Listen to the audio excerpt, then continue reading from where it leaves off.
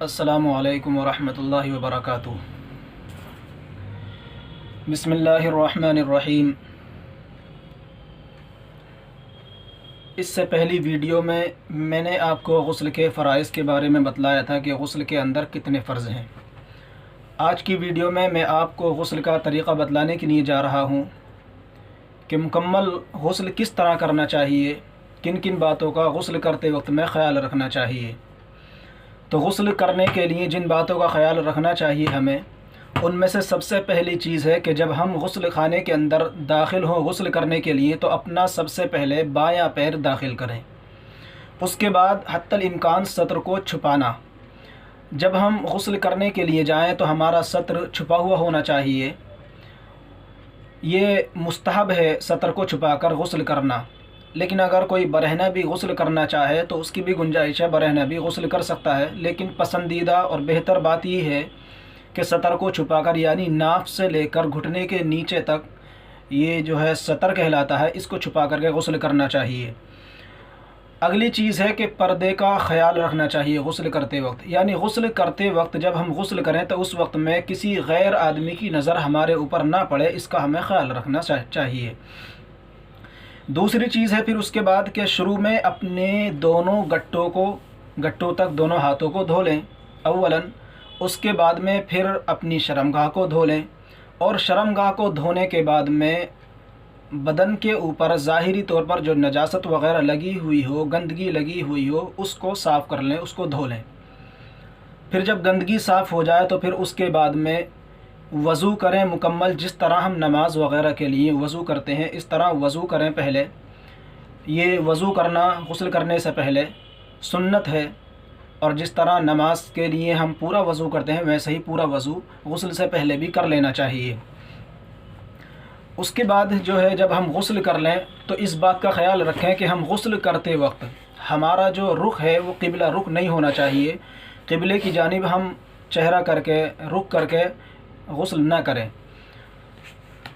پھر اس کے بعد اس بات کا خیال رکھیں کہ اگر جہاں پر ہم غسل کر رہے ہیں وہاں پر اگر پانی جمع ہوتا ہے تو پھر غسل کرنے کے بعد میں اپنے پیروں کو دھو لینا چاہیے، اور جہاں ایسی جگہ ہم غسل کر رہے ہیں کہ جہاں پر پانی جمع نہیں ہوتا ہے بلکہ پانی بہہ جاتا ہے تو وہاں پر آخر میں پیروں کا دھونا ضروری نہیں ہے، پیروں کو نہ بھی دھوئیں، کوئی حرج نہیں ہے۔ ایک چیز اور جو خاص طور پر ہمیں ذہن میں رکھنی چاہیے وہ یہ ہے کہ غسل کرتے وقت کم سے کم پانی ہم استعمال کریں، پانی میں اسراف نہ کریں، پانی کو زیادہ نہ بہائیں، اس کا بھی خاص طور پر خیال رکھنا ہمارے لیے ضروری ہے۔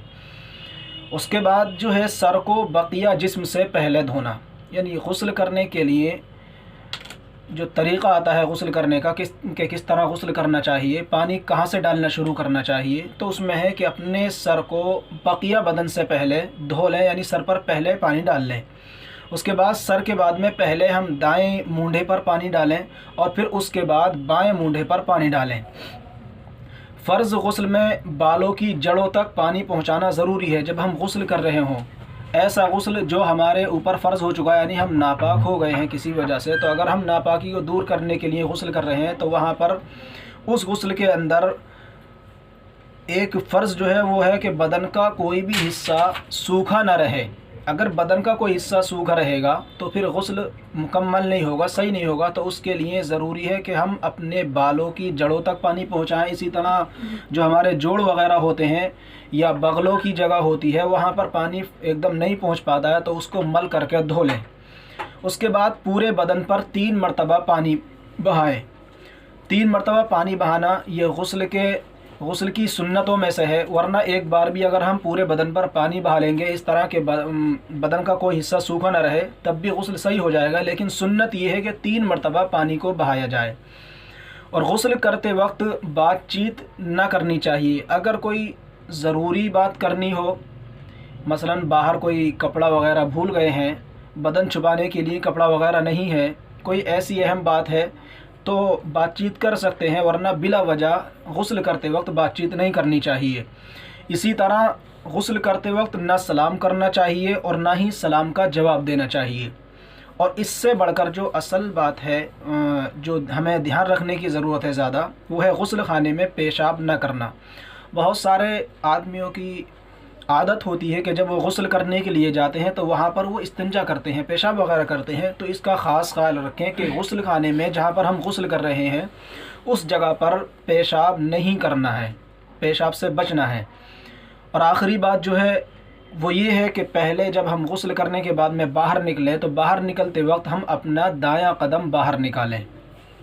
جب داخل ہوں گے غسل کرنے کے لیے تو پہلے بایاں پیر داخل کریں گے، الٹا پیر داخل کریں گے، اور جب نکل کر کے باہر آئیں گے تو سیدھا پیر باہر کو نکالنا ہے، دایاں پیر باہر کو نکالنا ہے۔